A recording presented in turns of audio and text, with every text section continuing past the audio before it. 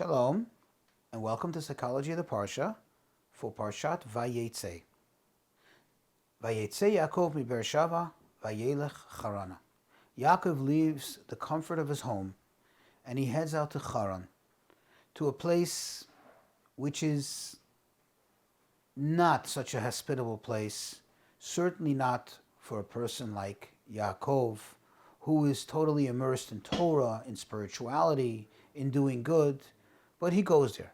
Why does he go there?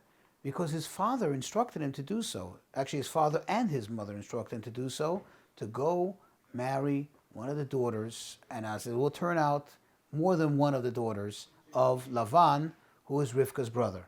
In other words, his first cousins.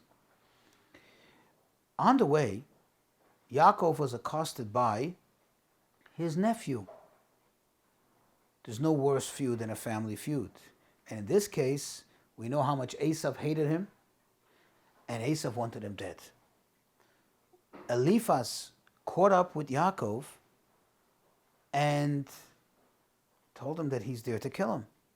However, Eliphaz was a little apprehensive, being that he had grown up in the home of Yitzchak, and he had some compassion flowing in his veins. He couldn't quite do it. He didn't know what to do. In the one hand, his father had given him clear instructions, and he would not disobey his father. In the other hand, this is Yaakov, and this is his uncle, and this is the son of his grandfather Yitzchak, whom he loves. What is he to do? Yaakov said to him, I got an idea. And we find this in the Talmud. The wisdom of the Torah tells us, Ani chashuv kimet. A pauper is considered like one who's dead. One who is literally clean and void of any worldly possessions whatsoever. I'm talking about whatsoever. Doesn't even possess basic articles of clothing. Is considered like he may as well be dead. Thus, says Yaakov, I'll give you everything I own.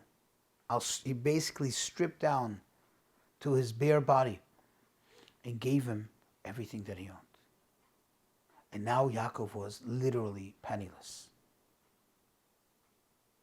I'm not going to go into how he got his first set of clothing, and what the Midrash tells us about it. But the fact is that when we open up with this week's Parsha, where Yaakov makes it to the point where he now lies down for the very first time in so many years, and he has this dream. And in this dream, Hashem says to him, don't worry, I am going to be there with you. I am going to protect you. I'm going to watch over you. And you're going to come back. V'shavta b'shalom. You're going to come back in peace to your father's home. Don't worry. What does Yaakov do when he wakes up? Yaakov doesn't take things for granted. And he sets up a monument to give thanks for Hashem. And then it says, Yaakov then made a vow, a neder, saying, if God will be with me and protect me in this way on which I'm going, and he will give me food to eat and garments to wear and clothing to wear, and if I return safely to my father's home, then Hashem shall be my God. And this stone, which I have set up as a pillar, shall be God's abode. And all that you give me, I will set aside a tithe for you. Aser asrenu lach, I will certainly tithe from it, from everything that you give me. You know, and especially in my line of work, I hear this quite often. Rabbi, if I win the lottery, I'll give you 10%. Fantastic. I should be excited. I should start to vet for all these people to win the lottery. I myself will feel like I won the lottery. But the fact is that sadly, too many people make the mistake of thinking, if and when I become affluent, if and when I become rich, that's when I'm going to give tithes. What do we see from Yaakov? What was the secret of his success?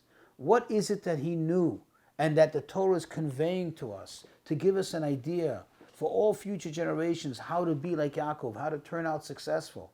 even if you're starting from scratch, even if it's as sad as this and pitiful as the situation that Yaakov was materially in at that moment, and also not knowing what the future holds, not knowing where he's going. He's never been there before. There were no Google Maps. He had no idea even what the home looks like where he's going.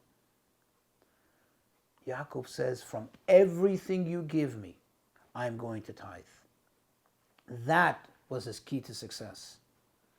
He didn't say, when I hit the jackpot, I will tithe. I sometimes jokingly respond to the people. I say, listen, I have a better deal to make with you. I'll buy a lottery ticket, I'll win, and I'll give you 20%. To give away 10% or 20% when you hit the lottery, that's not the trick.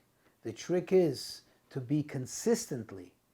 The trick and the potion for success is to consistently be giving that tithe. Even when Hashem gives you just a little bit, and you say, well, this is a little bit. So if it's a little bit, I have to take it all for myself. But if you're committed to appreciating Hashem's blessings, and I will argue, committed to future success, greater and better success, give the tithe even for that. You have one piece of bread, give a 10% of that. You have $1, give 10 cents. And that is the secret to success. And that's how before the end of this week's Parsha, Yaakov is already blessed with an entire family, wealth, health, and the satisfaction of having succeeded and prevailed over Lavan. And I wish you too that you should always have much to tithe from. Not only money, but happiness and health and family and success to share with others who are less fortunate than you. Shalom.